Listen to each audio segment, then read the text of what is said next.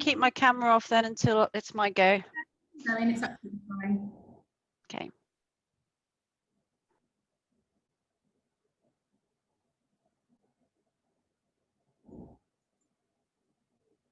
Hi, good afternoon, everyone that's joining. As you're entering, if you could just possibly just make sure that your cameras are on, not your cameras, but your microphones are on mute, that'll be fantastic.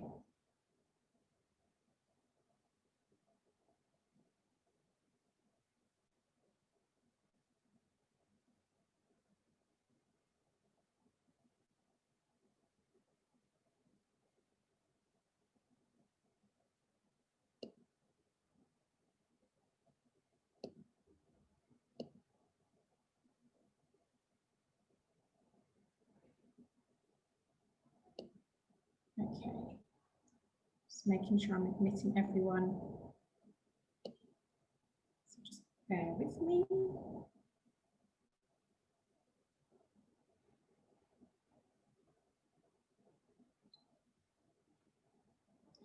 See someone having a cup of tea. Hi.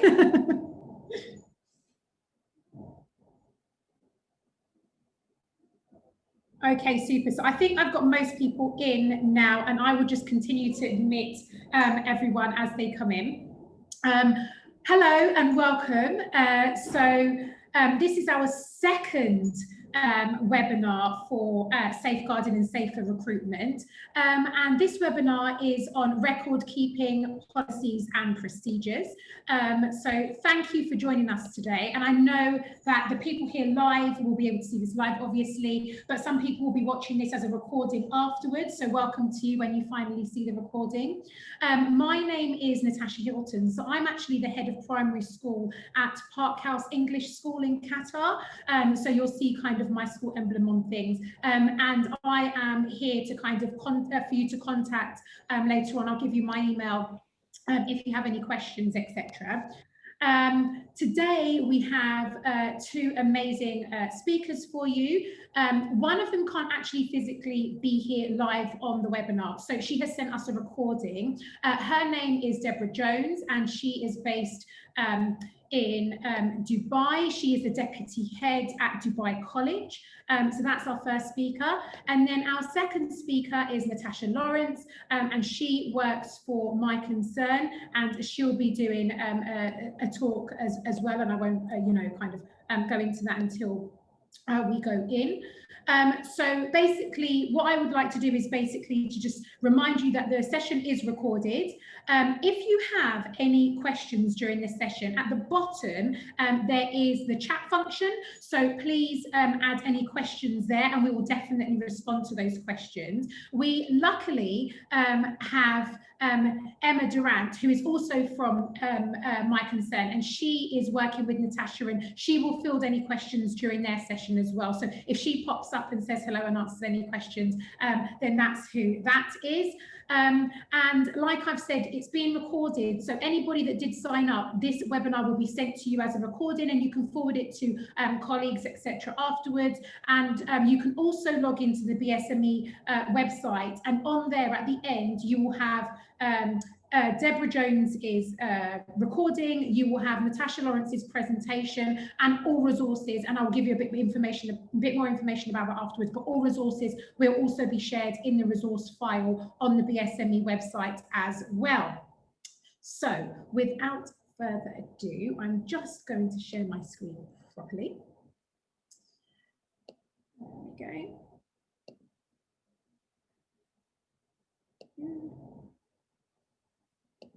Perfect.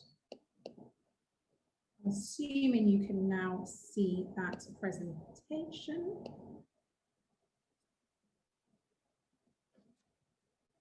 Slowly. Very slowly, there you go. So you have introduction there. And just to formally introduce Deborah Jones, like I said, she's from Dubai College. She's one of the deputy heads there. She has been in education for 27 years, so lots and lots of experience. And she's been at Dubai College for a long stint as well. She's been there since 2014, been in the UK for a number of years prior to that.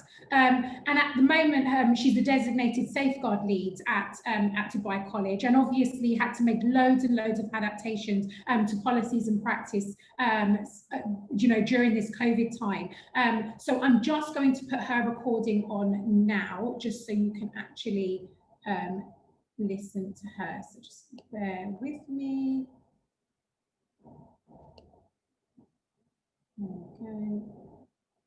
Now, do shout me. Good afternoon, everyone. I'm really sorry that I can't be there in person. I'm Deb Jones from Dubai College.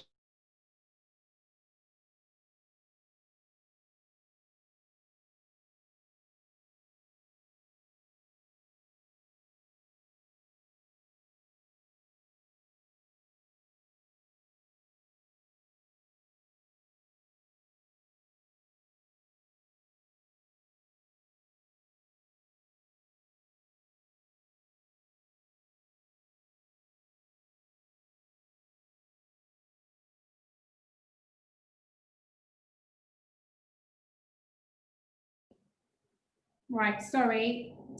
I say right, so, because I muted myself ridiculously. I muted the whole video. Okay, I'm just going to start that from scratch. And again,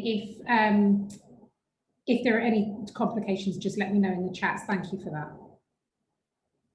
Good afternoon, everyone. I'm really sorry that I can't be there in person. I'm Deb Jones from Dubai College. I'm Deputy Head Pastoral, and one of my roles is DSL. So I was asked to present to you about safeguarding and safer recruitment policy and procedures that we use at DC. I'm by no means an expert. I think we're all navigating really tricky waters at the minute. So I think it's just really nice sometimes to share ideas and share the way we do things, and hopefully you will pick up one or two things from this afternoon that either resonate with you or that you want to reach out and you would like to use or change or add to your own safeguarding procedures. So safeguarding for us is huge, as it is for everybody. So I created a safeguarding umbrella. I use this just as part of staff training at the beginning of the year, and all of the blue things tend to be on there on an annual basis, but I found myself adding more and more things under the safeguarding umbrella, you know, more regular staff updates. And this is since the lockdown began in March, and then since we've been back in blended learning since September. You know, we're looking at COVID procedures that need to be part of our safeguarding provision. The online learning continues in a blended fashion. So we've got students at home that are 100% online while we're still teaching face-to-face in school. And the online safety element that is underpinned by that. We brought in a new Tuk app that many of you probably use already. And our parents' evenings like yours have all gone online, so we're looking at the safety procedures that underpin that. We've actually just started using a new tool called School Cloud that many of you probably use.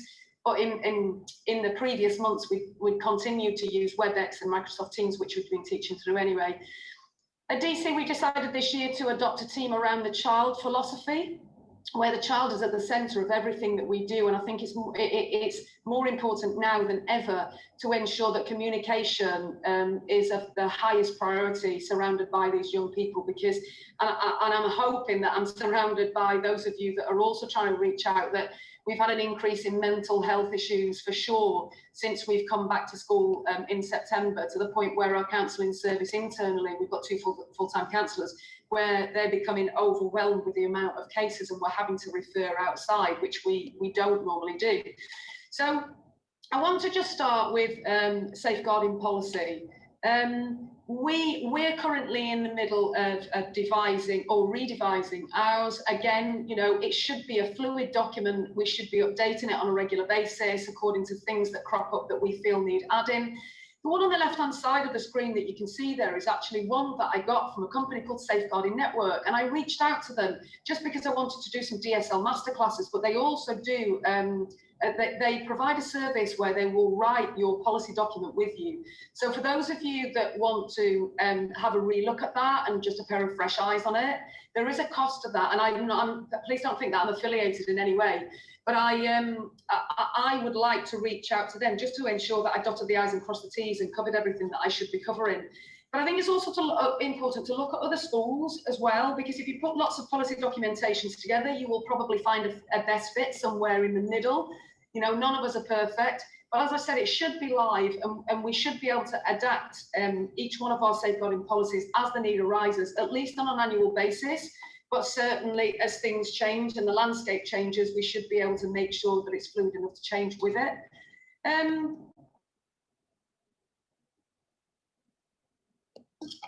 The linking in with specialist providers, like I said, I'm not affiliated to Safeguarding Network. I would also strongly advocate for the Safeguarding Alliance too. I've done a few courses, like probably many of you have, through the Safeguarding Alliance, and they certainly offer assistance in writing your policy documentation. But I think given where we are, we've got to also consider the regulatory frameworks that are you know, quite vast and quite in depth, and certainly cover safeguarding as one of their elements. And we also then have got to look towards the documentation that we link best practice to. So the KICSI document, we need to make sure that we are fully aware and abreast of WDEMA's law. And for those of you that are British schools overseas, we need to make sure that any standards that are within there are captured within your policies that you write. So, you know, it's not an easy document to write, but you've got to make sure that you tick all of the right boxes. And I'm sure many of you do, and it's quite an overwhelming document. But coming back to the framework, and many of you will be smiling because this is on the screen, because I'm sure that you are currently in the midst of filling in your self-evaluation forms, and 5.1.1 for many of you will be a part of it for those of you that are within Dubai in particular.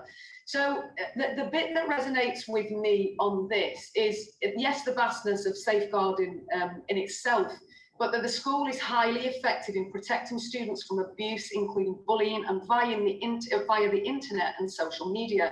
And I'm sure that many of you will have experienced an increase in cyberbullying and social media issues as a result of the lockdown from March, but also that are ongoing. I know that we certainly have, you know, because we've created more of an awareness in both the parent body and the student body, and certainly the staff body, there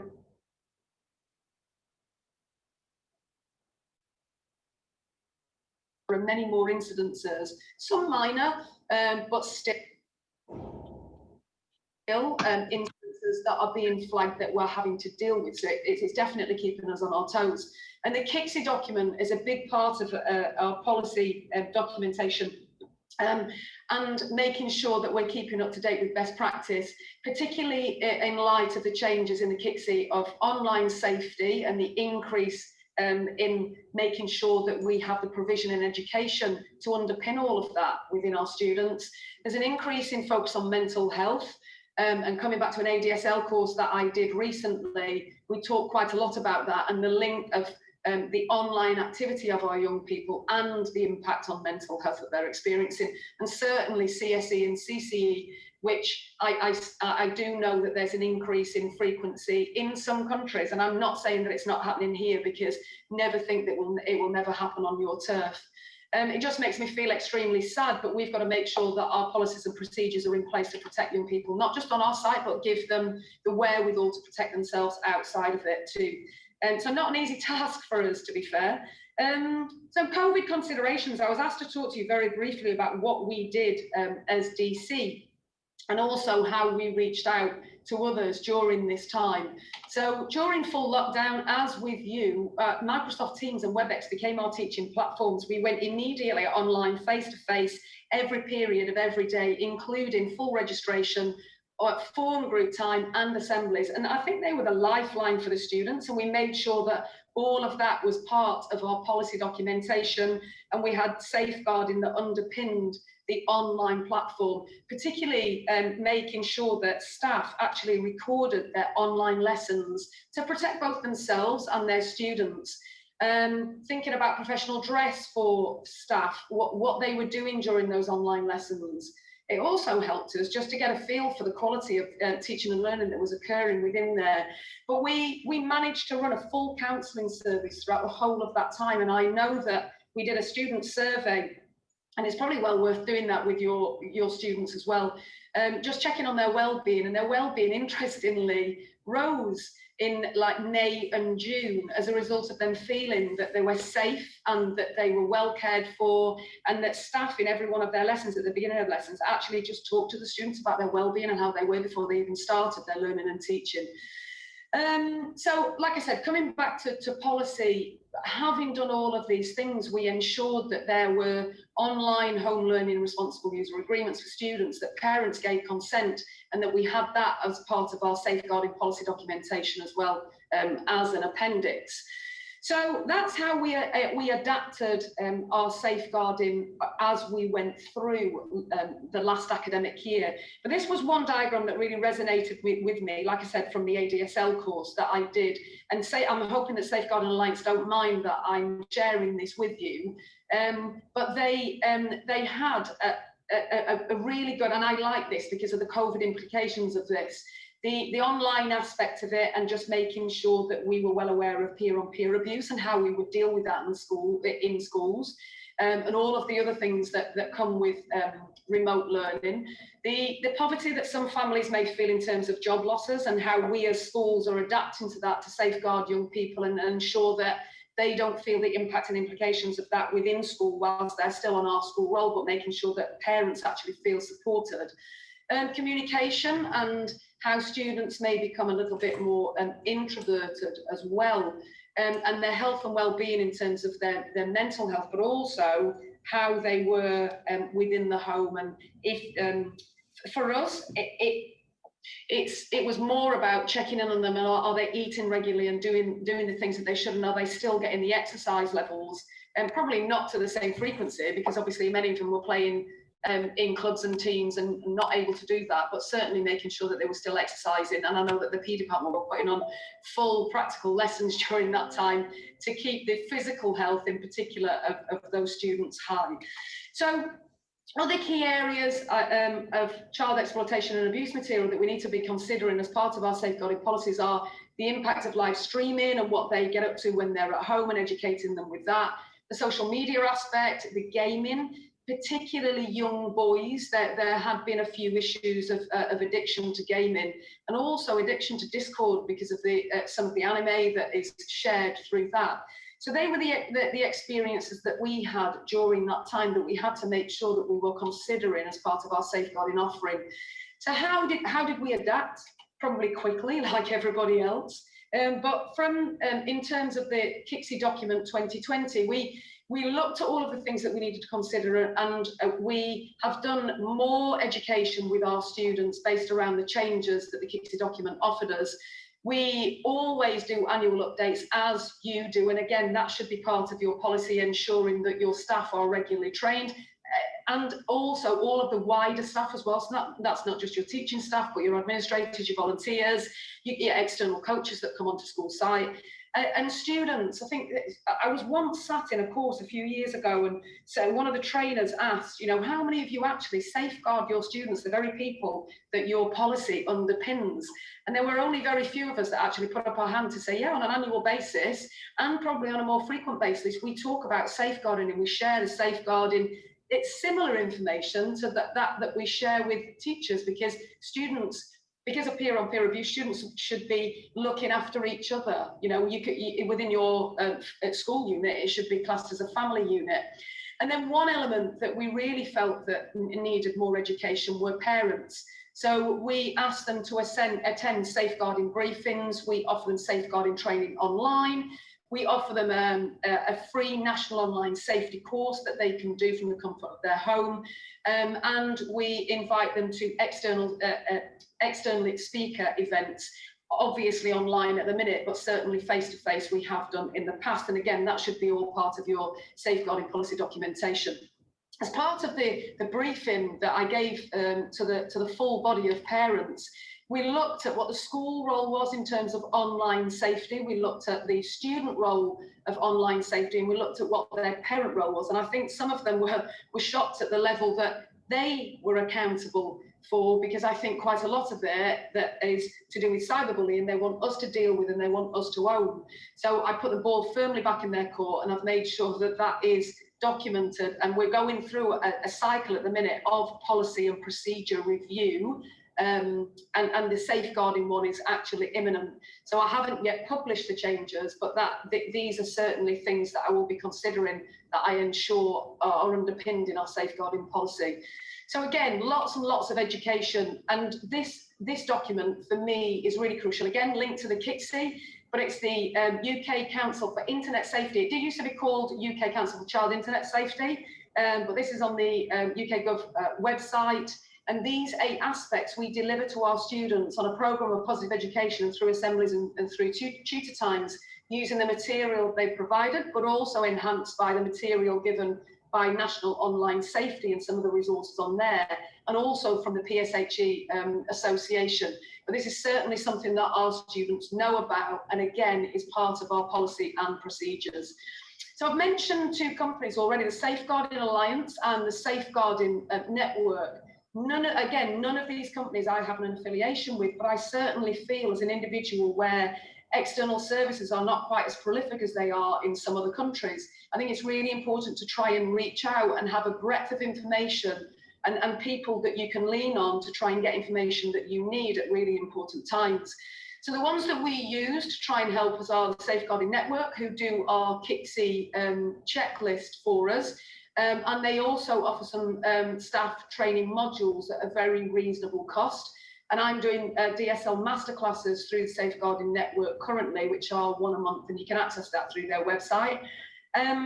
The Safeguarding Alliance offer lots and lots of training. I'm sure many of you have been on many of their courses, and again, offer assistance with policy and procedure. National Online Safety are the company who we offer online safety training modules, and I make my staff every year do online safety training because there's an annual refresher. Parents do it.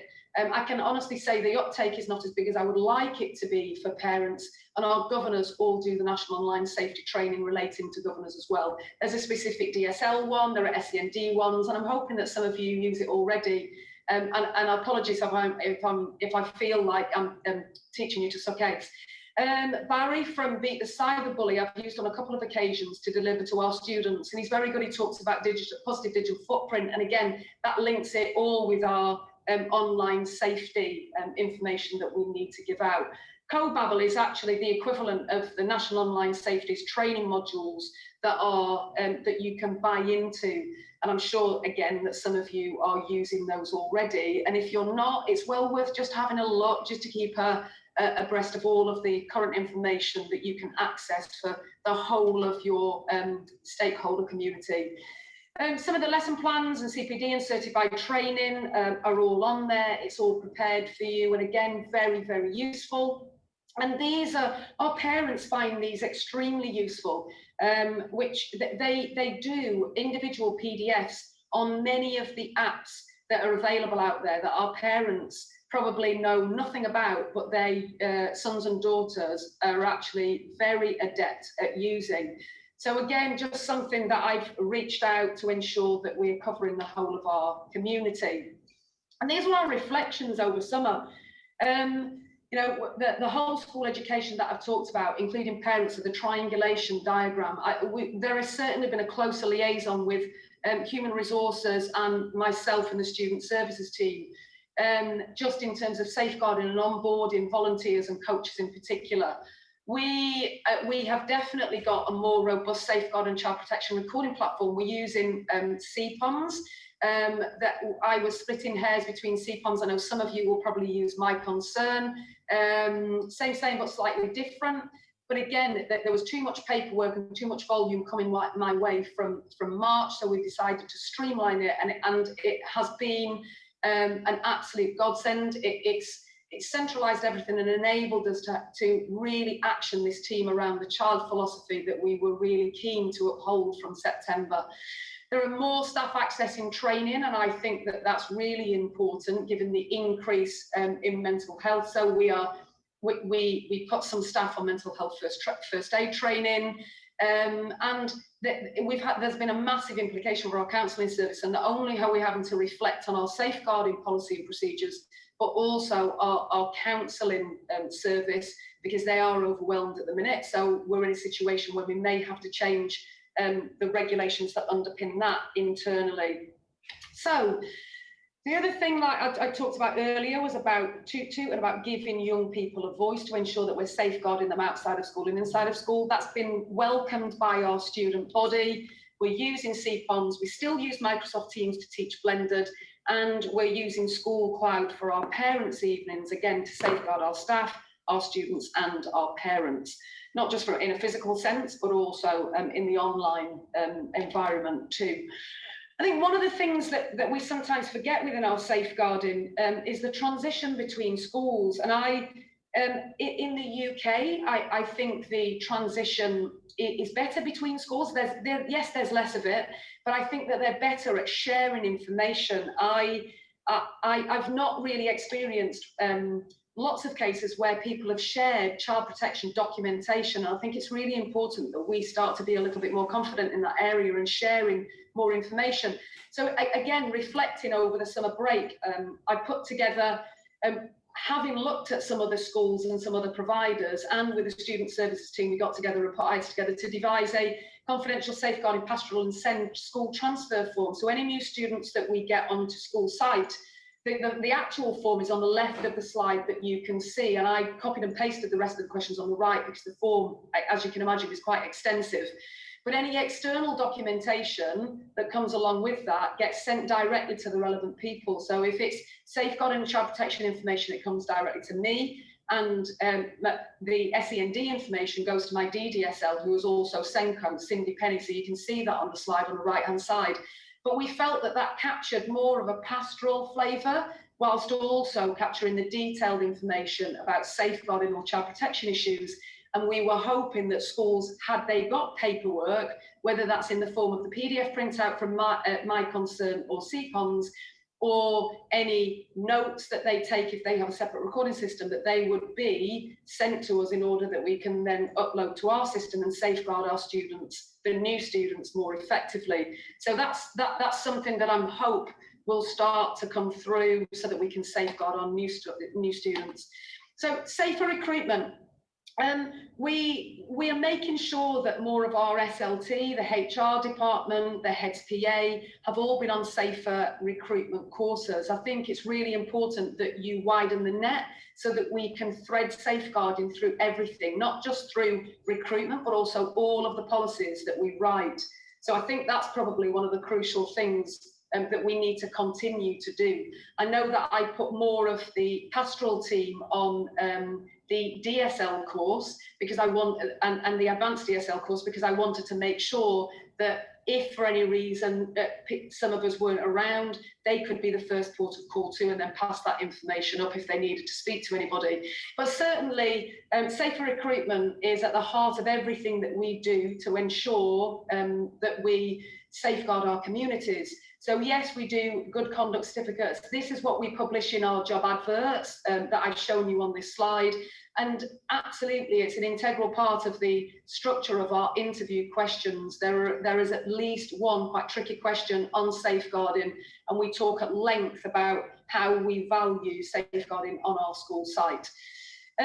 Yes, we have a single central register at Dubai College, as every school will have, and I'm sure that you've all got all of the things in the bullet points all in place, and your HR department should be keeping that safely on every member of staff that you appoint within your school.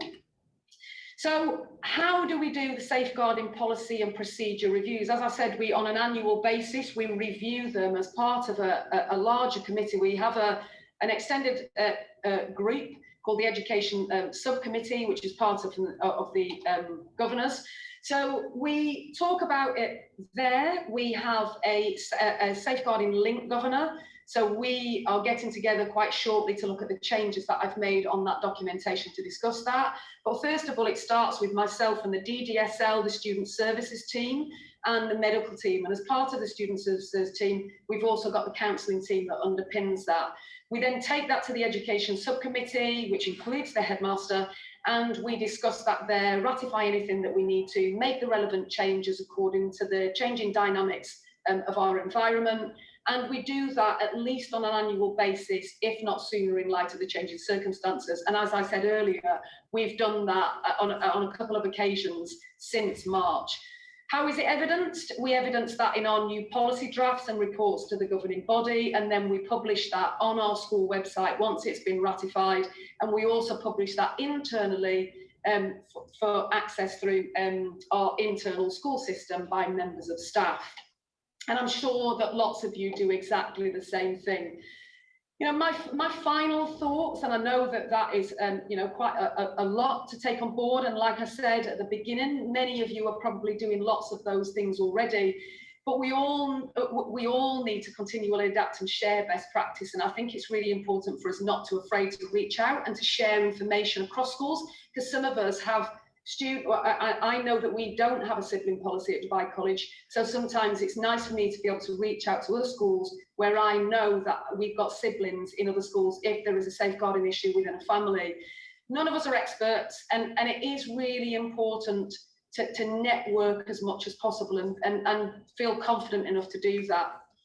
I'm hoping that you've been able to take just something away. As I said, I apologise for not being there in person, but I'm hoping that if anybody, any of you want to reach out, my email is actually on one of the slides if you go back through the webinar recording, but I'm more than happy for BSME to give my email address out if you want to link or to speak about anything.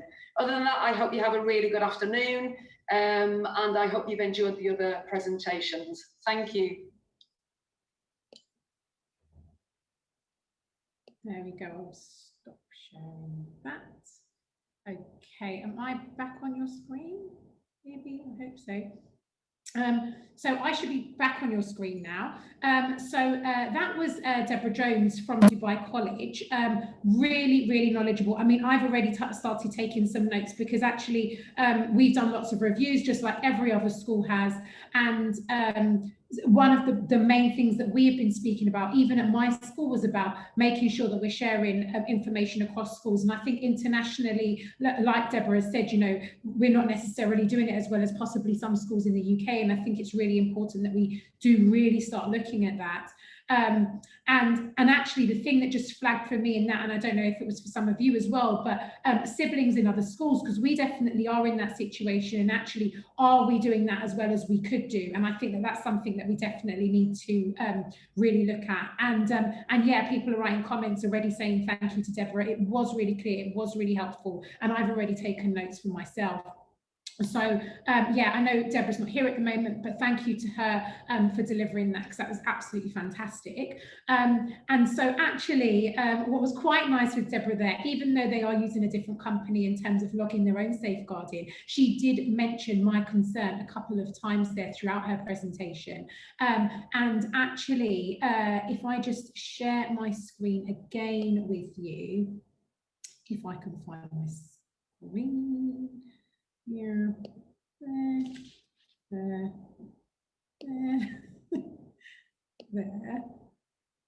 Let's try this. Right. Super duper. Fantastic. So you should now be able to see Natasha on the screen in my presentation. It's coming up slowly. While it's taking its time and swirling, we do have now Natasha Lawrence, and she is from, well, a company, but that I suppose works for My Concern, and she has also got lots and lots of experience in safeguarding and support. You know, she's worked with the police. She's, you know, managed referrals. I mean, she'll go through all of this herself, but she's managed referrals using Sarah's law. And the same thing, she is going to be reiterating the value of recording and using practices and policies and procedures, and the importance of this in follow through. And she's just watched Deborah's presentation as well, so anything that she thinks where there may have been any gaps, she will also fill them here. Like I said in the beginning, Emma Durant is also logged on, and she's also from My Concern, so she'll also field any questions and try and respond to any questions. What Emma's also going to do in that chat is she's also going to put a few links for people there. So if you know, you see any questions there, please feel free to So Emma's just messaged them and said hi. So please feel free to put any questions in there, because there is someone automatically responding. Like I said, she will send all of the links into the chats if you want to copy from there, but we will also post anything on the resources page as well. So like I said before, without further ado, I don't know, I shouldn't have gone to that page yet. I am going to hand over hosting. Stop sharing my screen. Got that there, fantastic. Natasha, are you ready? I'm just about to hand over hosting to you. Hello, everyone. Yes, thank you. I'm ready. Perfect. Yep. Has that been done? Am I host now? Thank you very much, Natasha, and thank you for that introduction. Very warm welcome, everyone. Thank you for listening in. Yes, my name is Natasha Lawrence, and I'll be going through the importance of record keeping policies and procedures. And yes, I will echo a few of the points that Deborah made in her presentation. So my background is in policing, as Natasha pointed out, and I'm currently the safeguarding manager here at My Concern. We are a safeguarding company, so aside from the products that we produce to support safeguarding practices, we provide all-round safeguarding services. Going back to my background, early on in my policing career, I became sexual offences trained. I was very interested in the interviewing practice, so I did many advanced interviews with children, adults as victim and suspects, as advanced interviews as sex offenders, and then qualified as a police trainer, so providing a multi-agency safeguarding training and achieving best evidence training, so joint training with social care and police. So let me see whether I can now share my screen, and we'll start the PowerPoint. Let me know that you can all see my screen there. Excellent, thank you for the thumbs up. Right, so the importance of record keeping policies and procedures. The way I always look at this is probably going back to my policing career, is beginning with the end in mind. And by doing this, it helps you focus on your desired results and guide your thinking and actions. If you know where you are going and what the results need to be, then you'll know how to prioritize your actions. The top priority is obviously clear, that we have to protect the children and keep them from harm. So ultimately, where could the information that you're putting down end up? So I've just got some pictures here. So you're recording right from the beginning, thinking about where that information could end up in the family court, in the Crown Court magistrate, or even part of a serious case review. So creating robust chronologies is paramount, and it was certainly paramount for me when I was in the police and creating Crown Court papers and taking those chronologies and creating those timelines for the criminal investigations, but also for implementing the right support at the earliest opportunity. So clear and accurate chronologies can provide you with good timeline of events and actions that you are then able to share with relevant agency. And this leads not only to successful outcomes in any audits or inspections, but you have a solid foundation for any legal proceedings or case reviews. Because it's going to be the gaps that let you down in recording your actions, and thinking about recording the things that you are doing, it's just as important as recording your rationale around things that you're not going to do.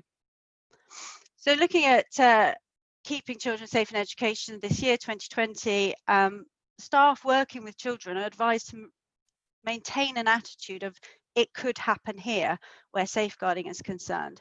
And when concerned about the welfare of a child, staff should always act within the best interest. It doesn't really say too much about record keeping in KICSI 2020. It mentions about all concerns, discussions and decisions made, and the reasons for those decisions should be recorded in writing. But we do often get asked, what should go in my report? What should go in my concern? What should the chronologies look like? Now, the UK government has published 3 new reports about learning from case reviews, and we're still failing to learn, aren't we? We really need to start learning from these case reviews. And it was in March this year that the DfE published a triennial analysis report looking at serious case reviews relating to the incidence of maltreatment between 2014 and 2017. So the Child Safeguarding Practice Review, which has been operational since June 2018, also published new reports, its first annual review and its first national review. And what was really interesting to me, that all three of these new reports contain some common themes and identify the importance for schools in protecting children, and that schools are best placed to notice the signs that a child may be at risk. It also identified the importance of chronology, and I am taking this directly from one of the reviews. A good chronology will identify missed appointments and untruths and will form part of the historical information available to professionals working with the family, so they can assess all the available information and at least catalogue the extent and nature of the non-compliance. Whilst this historical information may not determine current thinking, it may have significant impact on decision making. And they talk about fractured perspectives. So what is a fractured perspective? I liken it to when I was creating those Crown Court files, it was those missing bits in my timeline. So when I'd got all the evidence from social care and from health and from the school, and I was there to create the timeline, it was those missing bits that created a fractured perspective. And that's different professionals holding on to information in isolation and not sharing. And the review also found that the child's wider family and community can be a valuable source of support and intervention, and perhaps especially so in cases of neglect, where its long-standing nature may take greater resources to combat. Oh, a bit too quick there. So beginning with the end in mind, looking at I've just put some bullet points here. So it's not just about what you're putting down in your report, but in the broader sense, it's your ability to prevent harm, your ability to protect those in need of your protection, your duty of care to service users and staff and volunteers. And going through these points, on the right-hand side, your reputation, both organisational and personal, the recruitment, retention and well-being of staff and volunteers, your ability to attract donations and raise grant funding, right down to ultimately your organisation's very existence. And we will share these slides with you afterwards. So good practice, what is good practice? So I've just drawn out some points here. On the top left, positive culture. So creating a positive culture and making safeguarding at the forefront, so that safeguarding is embedded in everything you do. And I think Deborah showed us that lovely umbrella and all those sort of droplets of where safeguarding reaches in, and it reaches in everywhere. And creating a positive culture will really embed safeguarding into your organisation and build confidence. And I think this in turn will empower staff and students to know who to approach, where to turn to, and know that they can talk openly with confidence. And one of the things that we do with our safeguarding courses, and that's something that I'm really passionate about, is providing staff with that confidence, that empowerment to put that report in, to note their concern. And if anyone is ever sitting on the fence about should I or shouldn't I, it's always thinking, well, what if I don't put in that concern? So we really take a practical approach with all of our safeguarding training. Positive culture is always is about trust and confidentiality as well, and I've already mentioned that confidence to always report, even if you're not quite sure. Moving down to policies and procedures, so thinking about how they're implemented, where they are, where they're stored. Are they accessible? Are they inclusive? How and when reviewed? And no jargon. Simple, plain English. And a lot of the training that I've gone into schools, and one of the things I ask staff is do you know where your child protection policy are stored? Do you know where? And a lot of the time they say, yeah, I might have seen that during my induction, but actually I wouldn't know where to go. So it's maybe having a think about where they're stored and how accessible they are. Clearly stating the process if a child discloses. And I've been in schools where I've seen fantastic flow charts as well, and I always think that's a great idea, having a visual so that everyone knows what that process is and there's no ambiguity about it.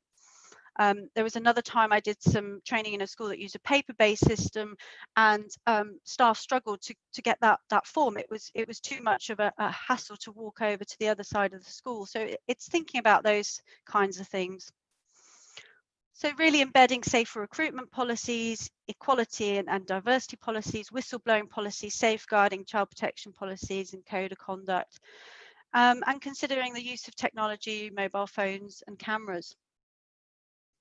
The induction process, so all staff and volunteers to complete safeguarding training, DBS checks to be completed on all staff and volunteers, ensuring those responsible for recruitment follow safer recruitment policies. And as I said, alongside our safeguarding services, we also have a safer recruitment tool, which actually guides the person responsible for safer recruitment through the process. So it's guiding them through, it's telling them when all the checks have been completed, so nothing is missed. And everyone knows who and where to report concerns. And I've already mentioned having some visuals, some flow charts is really beneficial. I guess that leads into monitoring, that induction process is not just a one-off process. It needs to be monitored, it needs to be followed through, and ensuring that staff have read and understood the safeguarding policies. Everyone completes safeguarding training, and training is reviewed regularly. And I know that training can be an absolute minefield out there sometimes. I mean, there is so much available. There's no sort of guidance on the standard of training. So that again is what I'm really passionate about, is raising those standards and providing individuals with the practical tools, because I've been on a lot of seminars and courses where you hear about all this horrific stuff happening to children, but the question I'm then asked is well, what do I actually have to do on a day-to-day basis to prevent this from happening? And that's where we like to really give those practical tools during our safeguarding training. And then finally, relationships. I mean, this can be a tough one, can't it? It's the relationships with the parents, the carers, the relationships with other agencies, and that can be so varied, but it's really trying your utmost to create those positive relationships. And by embedding safeguarding into everything, I think that's where everyone knows where the safeguarding, what safeguarding means to you and what their role is within safeguarding, and building confidence within and outside your organisation as well. So just taking it back to the very basics, and laying those foundations. So right from the start, what is it initially that you need to report if you have a concern and about a child person? And our product, My Concern, obviously lends itself very well to have all that information already there. So it's taking that away, that you're already putting in the right and relevant information, and it actually guides you through as to what is required within the report. About you and about your responses, I do often get asked what I should put in my report. And what you should put is obviously what you've seen, what you've heard, and it's okay to put in what you feel. It's okay to have a professional opinion about what you're writing. I think the important thing there is just to separate the facts that you're presenting from your professional opinion. But it's good to have that professional curiosity and that professional opinion within your report. And with our system as well, those original notes that you might have taken on paper following on from a disclosure on your child can be scanned and uploaded into the system. So you've always reverting back to your original notes. And here we've just got some bullet points of the kind of things. And again, it's going back to right from the start, laying those really strong foundations as to where that report might end up in court, for example. So what was observed, what was heard, what was disclosed, the dates, the time, the people involved, the location, and signed and dated. So recording concerns, good practice, using clear, straightforward language, differentiating between facts, professional opinion, I've already touched on that. Actions and decisions should be carefully recorded. And I mentioned earlier, it's about recording those things that you decided not to do as well. But also recording the attempted phone calls to the parents and carers, the attempted phone calls to other agencies, really making that timeline, if you think back to that timeline, that visual of a timeline, so that on the days where you took action, on the days you didn't decide action, that's all noted down within the chronology. And retaining those relevant documents and other materials as evidence when required. So here I've got a screenshot of our My Concerns software. So it allows you to input the concerns around a report. Now, the system is already linked to your management information system, so it draws the pupils' details in, so you're just selecting those pupils. And of course, it may not just be around one pupil that you're submitting a concern, it may be more than one. So you can see on the right-hand side that we've actually got a selection of 2 pupils relevant to this concern. And we have body maps within the system, and you can also allocate categories. Now, this is great for some really proactive safeguarding here, because by identifying trends and by allocating those categories, so back end, you can create those reports. You can then really put in the relevant support as early as possible, and make some real changes by spotting those trends and implementing the right support. So we've had some great success with some of our schools and some really fantastic examples of proactive safeguarding. So looking at the case management as a whole, the system lends itself very well to that, because all that information coming in from the ears and the eyes on the ground from your staff, who we've already said know the children and are best placed to note the concern. Chronologies are a vital part of the evidence chain. All information and relevant material relating to an incident should be easily accessible.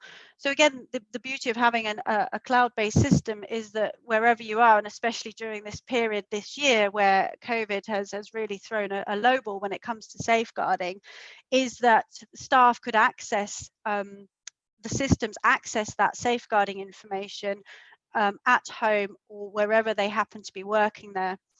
Now, as a company, we offered weekly safeguarding support to all of our customers and non-customers out there, all DSLs, which was really well attended, and they were talking about the challenges that they faced during COVID. But how beneficial it was having a system where they didn't actually physically have to go into the office to draw out the information that they needed. So here's just another example of a My Concern chronology, and you can see how robust that makes your chronologies, because down the right hand side you have the occurrence date, which can be backdated to the time and date you took or didn't take that action. And you can create PDFs, you can extract the chronologies, but you can also redact down, so take out entries that might not be relevant for the report or the conference or the meeting that you're going to.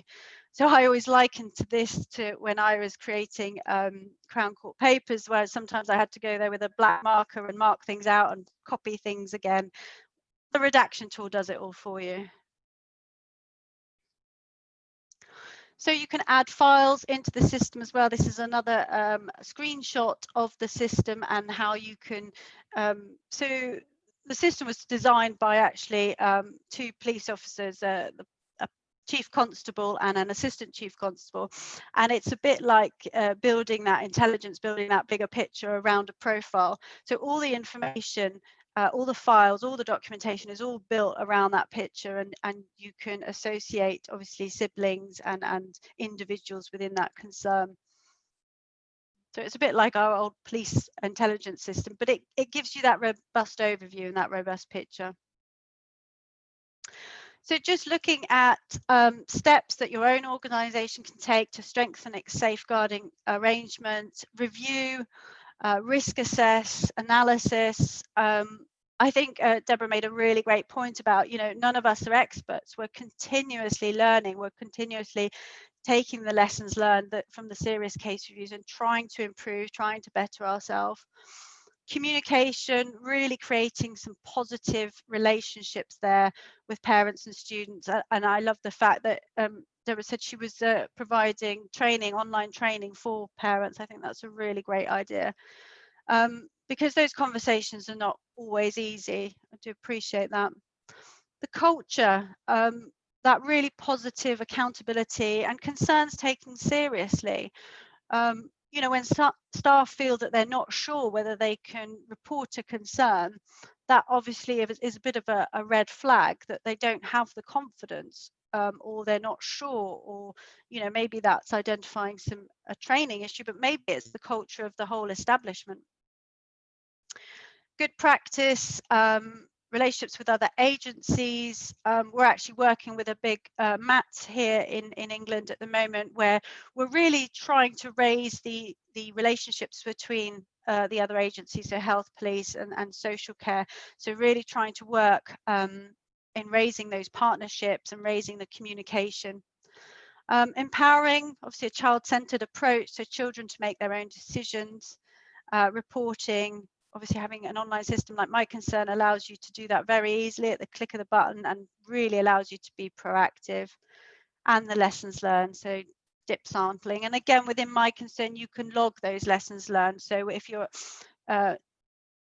showing the system to inspectors, etc., you can actually show, well, I learned this lesson, I identified a staff training need, and I did the relevant support for that member of staff.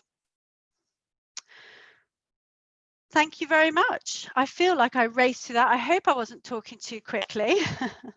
I was just conscious of the time, Natasha. Oh, you're on mute.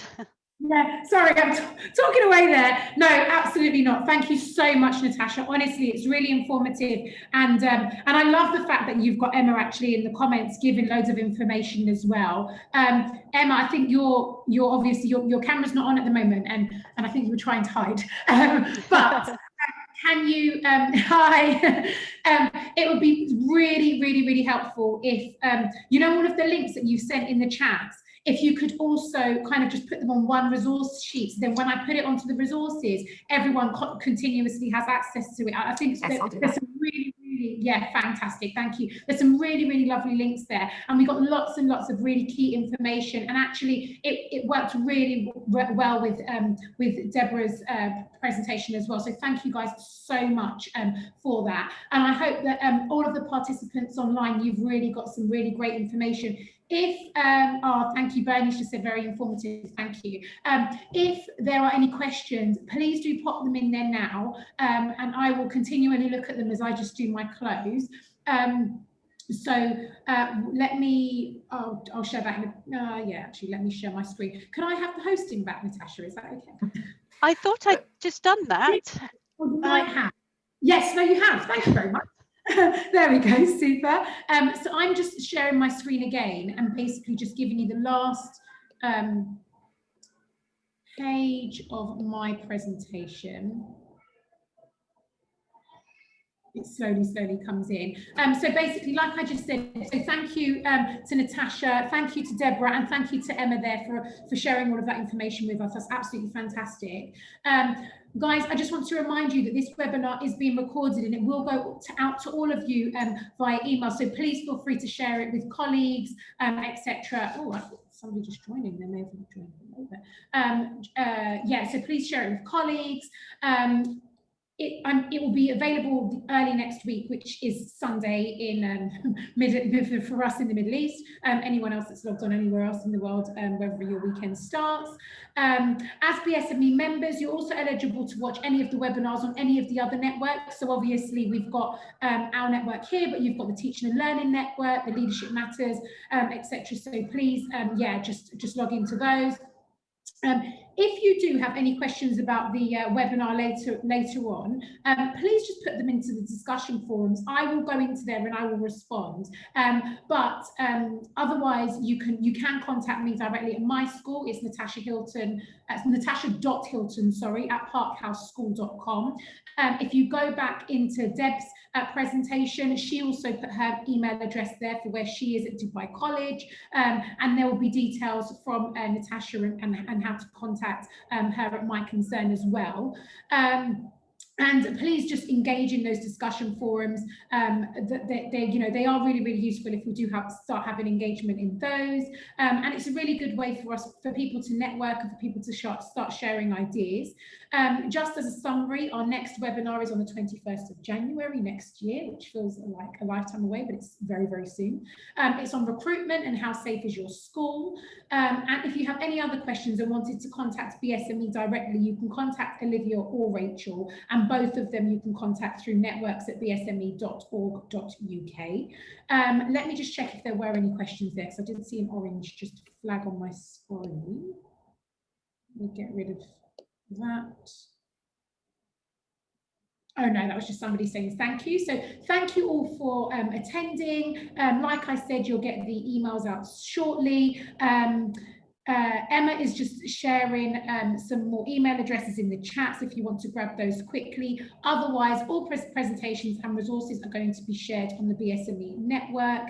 And thank you all again for being here and taking the time out of your day. And for those of you whose weekend starts now, have a lovely weekend. And for those of you who've still got another day, have a lovely weekend in a day's time. Thank you all very, very, very much. And Emma online, Natasha online, thank you so much for spending that time and dedicating that to us. And Deborah, you too, even though you'll be watching the recording. Thank you, everyone. Have a lovely afternoon.